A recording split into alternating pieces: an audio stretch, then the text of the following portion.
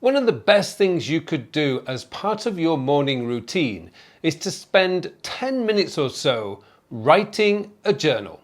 And today I'm going to answer one of the most burning questions I get from people who've never journaled before or haven't journaled since they were at school. Where do you start and what do you write? Well, the first thing here is do not overthink this. This is a journal. You have freedom, complete freedom to write whatever you want in your journal. However, there is a slight little problem. What I discovered is when you start journaling, it's like when you meet a stranger for the first time. You know, we're a little bit nervous, we're a little bit reserved, we don't want to give too much away about ourselves, so we often end up just giving our name and perhaps talking about the weather or some general things that are happening in the world that are non-controversial. And that's great because that's your starting point. The same applies with a journal. When you start your journal, it's exactly the same sort of thing. You're not going to open up your soul and write all your deeper, innermost feelings directly into your journal on day one. That doesn't happen because we're not sure what we can write. We're also a little bit worried that somebody might read our journal, and there's all sorts of concerns. So when I'm working with my coaching clients and we talk about the possibility of them journaling, and it's certainly by no means something that I insist on people doing, but a lot of people like the idea of just writing it every morning just to get the day started. What I tell them to do is to start the first sentence with writing about the weather. What was the weather like yesterday? Now I'm recording this in August in South Korea and we're in the summer season, so it's hot and humid outside. Days don't generally change very much. Yesterday was hot and humid. The day before was hot and humid. I mean, it's not really exciting. However, the temperature does fluctuate. I mean, today it's a high of about 34 degrees Celsius and it's humid. But I can write a sentence about the weather. I can actually write down, the weather is 32, it's hot, it's 32 degrees today or whatever it says on my phone.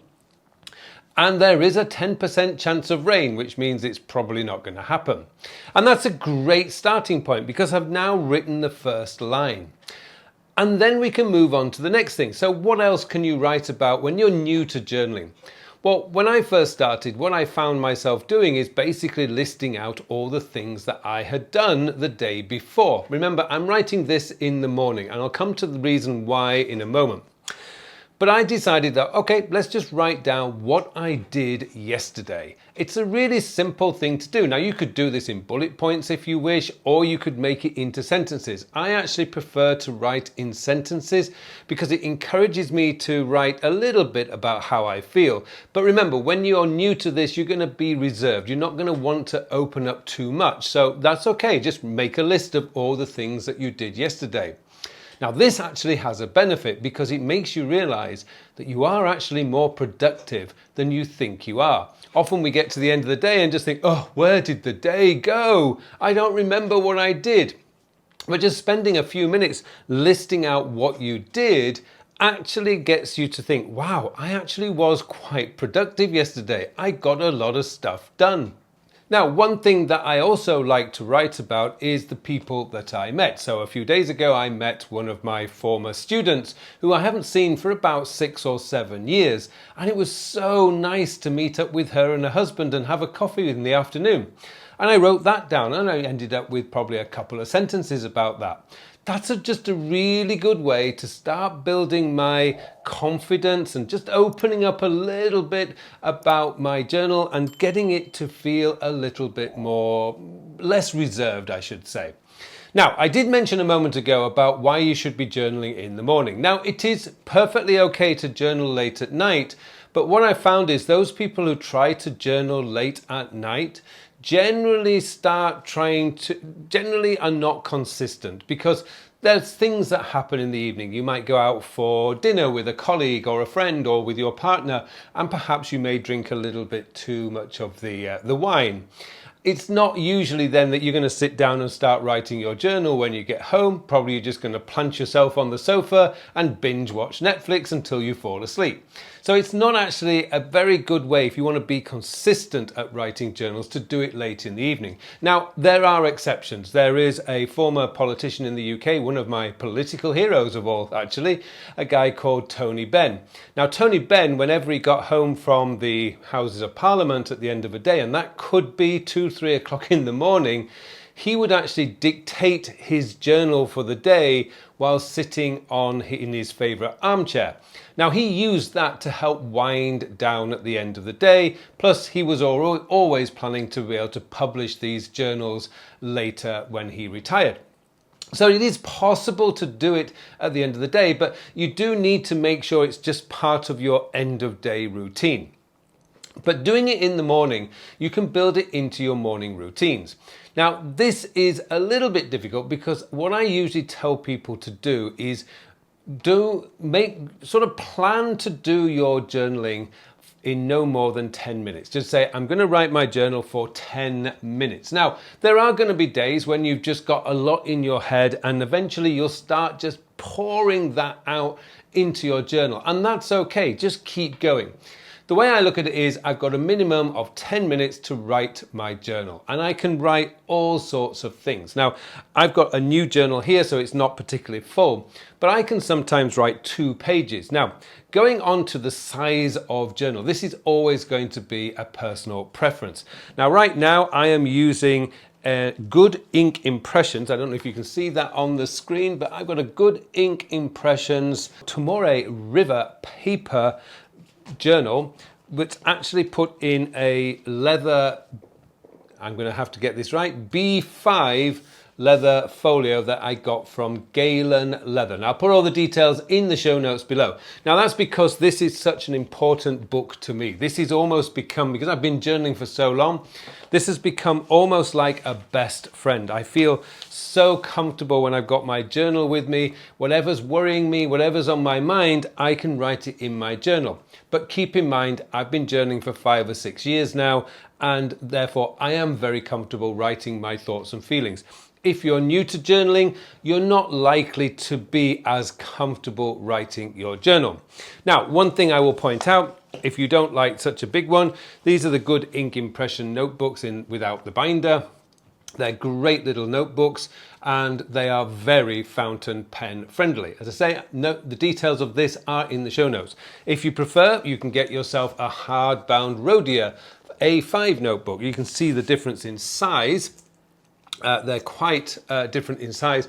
The reason being is that I just like that slightly bigger feel of a B5 notebook. But whatever notebook you get, it doesn't really matter. I mean, there are tons of notebooks out there. I just picked up a selection, and this is why I should warn you that when you go down this road, this can be a very dangerous road to go down because there are tons of notebooks out there. Here's one that I've got from Luxstern. I can never say their name, but again, I'll put the details in the show notes. Luxstern 1917. This again is a B5 notebook and it's a hard copy, and the only problem I've got with this is the lines are a little bit too small for me. However, again, I've got a good backup for journals, and this potentially could be a very good journal because it's hardback. So there's a lot of options open to you, and that's a dangerous road to go down. One thing I should point out is if you are going to go down on the handwritten journal road, what I would suggest you do is invest a little bit more in your journal of choice. Maybe try get a hardback or some really good quality paper, and do get yourself a nice pen. Call it your journaling pen. The reason being is it is a special thing. It's your life that you are documenting, and it's such a wonderful journey to go down. You could spend, say, $20 in total on a nice pen. You can get I think it's a Pilot Preppy or something, which is probably, I think it's about $5 or $6 fountain pen. And you can get yourself a Rhodiarama hardback like here. This is an A5 one, which is probably about, say, $7 or $8. So you don't have to spend a lot of money on your journal. Once you've got your pen, you've got a pen for life if you look after it. Notebooks, of course, are going to fill up, but what, $7 every 3 to 6 months, depends how much you write. It's not a big investment. It's certainly a lot cheaper than buying a digital subscription to a journal that could be costing you $20, $30 a year, and that's year after year after year. That mounts up. So it's entirely up to you. I have no difference between digital and analog, handwritten journals. I've done both. I actually prefer the handwritten journal simply because it slows me down. When I was doing it digitally, which I spent a couple of years doing, I found that I always felt under pressure to write a lot and write quickly. And then I was editing my words, because that's what digital tends to encourage you to do, is to edit as you go along. With paper, it doesn't matter if you make a spelling mistake or a grammar error. Nobody else is going to read it. It's just you. And you probably understood what you mean. Another thing that I would do, and this is something I always do, is the paper that I'm using at the moment don't have any margins in them. So I always have a little pencil. This is a Blackwing, I think it's called, just a Blackwing 602 pencil, just in case anyone's curious, and a ruler that I picked up at the local supermarket. And I always draw a margin on the page so that I can write down my morning routines, and then I can check them off with a tick. There's a little bit of a dopamine hit first thing in the morning. It's a nice way to start the day. And that's about it. So if you want to start journaling, and it's something that I highly recommend, just start with writing out the weather, maybe perhaps what you did yesterday. And as you get more comfortable and your journal starts to become like a friend, then you can start opening up. It probably took me about 3 or 4 months to become really confident about opening up to my journal.